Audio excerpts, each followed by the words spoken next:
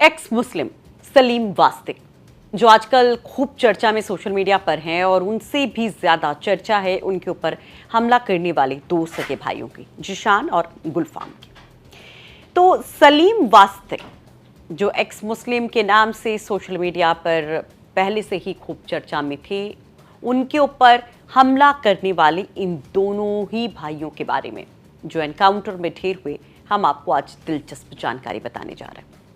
एक ऐसा खुलासा जो खुद जिशान और गुलफाम के पिता ने किया कि किस तरह से एक साधारण से परिवार के ये दोनों बेटे इतने बड़े गुनाह की राह पर चल पड़े कि घर वालों को कानो कान खबर तक नहीं लगी। ऐसी क्या वजह थी कि बुनियाद अली के दोनों बेटे, जी बुनियाद अली नाम है जिशान और गुलफाम के पिता का, दोनों बेटे एकदम हैवान बन गए। वो बेटे जिनके खिलाफ पहले कोई केस तक नहीं था, जो मेहनत मजदूरी कर रहे थे, अपने परिवार को पाल रहे थे, वो बेटे कैसे क्राइम की दुनिया में इस तरह से बड़ा नाम बन गए। नमस्कार, आप देख रहे हैं चर्चा में और आपके साथ मैं हूं सुषमा। सलीम वास्तिक एक्स मुस्लिम जिनके ऊपर गाजियाबाद के लोनी में शुक्रवार को सुबह जब हमला हुआ तो हड़कंप मच गया। अब ताबड़तोड़ हमले, इतना भयावह वो हमला जिसका सीसीटीवी जब सामने आया, सीसीटीवी फुटेज जब सामने आया तो हर कोई हैरान रह गया कि कैसे दोनों भाई अचानक से हमला बोलते हैं सलीम वास्तिक के घर पर। उस वक्त सलीम वास्तिक सोफे पर लेट करके एक वीडियो देख रहे होते हैं। ये भाई जब वहां पर पहुंचते हैं तो सलीम मानो भांप जाते हैं, वो बचने की कोशिश करते, उसके पहले ही अटैक शुरू हो जाता है। जो सीसीटीवी फुटेज सामने आया उसमें एक भाई सलीम वास्तिक को पकड़ा हुआ नजर आता है, दूसरा भाई ताबड़तोड़ हमले करता नजर आता है। तन सर से जुदा का नारा लगाते हुए जिस तरह से हमला होता है वो बहुत ज़्यादा हिलाने वाला। सलीम वास्तिक जिंदगी और मौत के बीच में अभी भी जूझ रहे हैं, अभी भी उनकी हालत बहुत ज़्यादा बेहतर नहीं बताई जा रही है। दिल्ली के अस्पताल में वो एडमिट है। इन सब के बीच में 1 मार्च को जिशान का एनकाउंटर हो जाता है।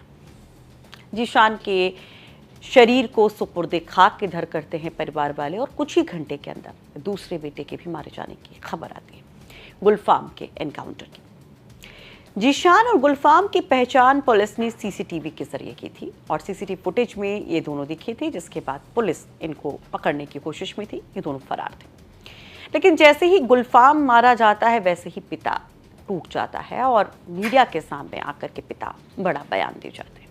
पुलिस के एनकाउंटर पर सवाल उठा जाते हैं। तभी आपको शक हुआ किसी गलत लोगों के संपर्क में हैं ये लोग, कुछ ऐसा? ना, कोई शक नहीं। अगर शक होता तो मैं वो हाल करता उनका जो पुलिस ने भी ना करा। सही पूछ रहे। कैसे देखते हैं आपके दोनों बेटे अब नहीं रहे तो किस तरीके से देखते हैं? बस आगे की बात क्या है, अब क्या देखना। ऐसा नहीं है झुठलाऊं मैं, सच्चाई तो कुछ है, कुछ तो सच्चाई है। जब भी तो पकड़े और इनकाउंटर हुआ। वो बात अलग रही कि इनकाउंटर करने की जगह जेल भेज दिए जाते तो इनकाउंटर ना करके जेल भेजते, अदालत फैसला करती। अब जिन्होंने इनकाउंटर करा है उन्होंने सही करा है, गलत करा है। अगर गलत करा है तो वो भुगतेंगे, सजा देने वाला तो अल्लाह भी है। बुनियाद अली फिर सामने आते हैं और जानकारी देते हैं कि कैसे अमरोहा के सदन गली इलाके में उनका परिवार रहता है, किस तरह से 7 बच्चे उनके, जिसमें बड़ा बेटा जिशान और सबसे छोटा गुलफाम। यहाँ पर जो कुछ भी बुनियाद अली की तरफ से बताया जाता है वो कम हैरान करने वाला नहीं है।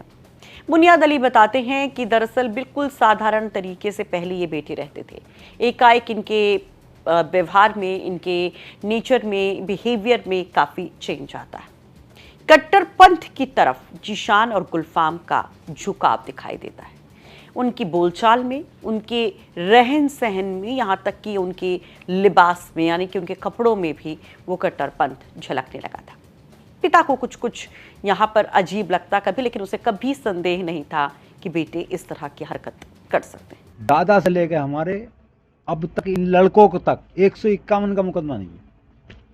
दोनों पर कोई पहले मुकदमा? उन पे नहीं, हमारे दादा से लेकर अरे इन तक 151 का मुकदमा नहीं दिखा सकता कोई। ये तो बहुत बड़ी घटना है।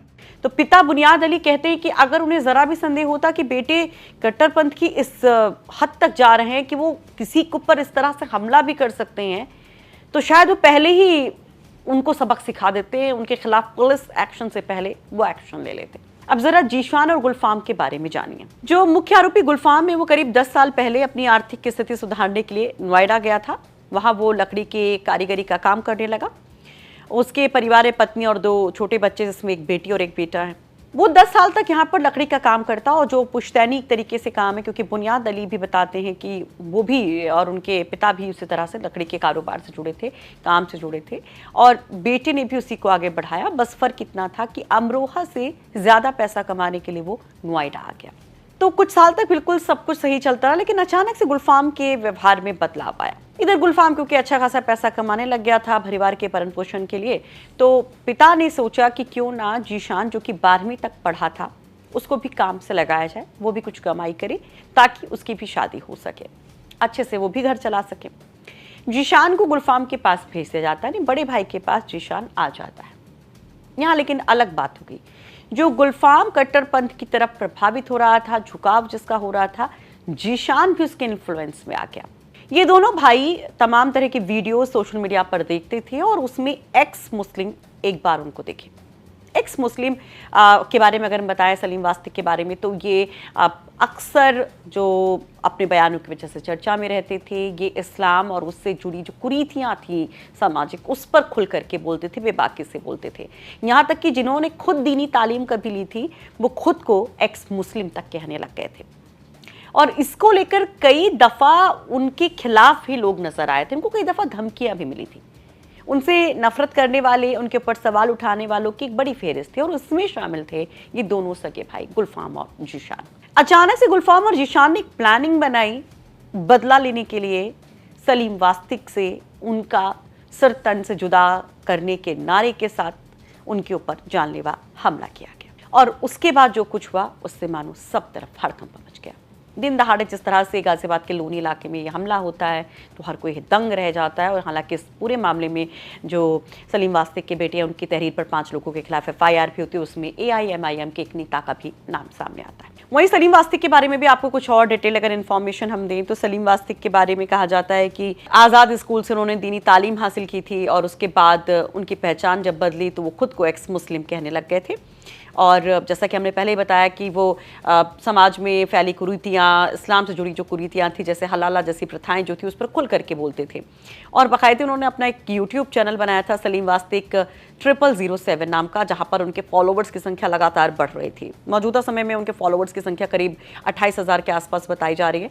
वो अक्सर इस्लाम, मदरसों की शिक्षा, मुस्लिम समाज की आर्थिक स्थिति पर कड़े सवाल उठाते थे, और टीवी डिबेट्स में भी वो खुल करके इन तमाम इशूज़ पर बोलते थे। हमें रिपोर्ट तैयार करने में हमारी मदद की है अमरोहा से BS आर्या, और गाजियाबाद से हमारे सहयोगी मयंक गौड़ ने।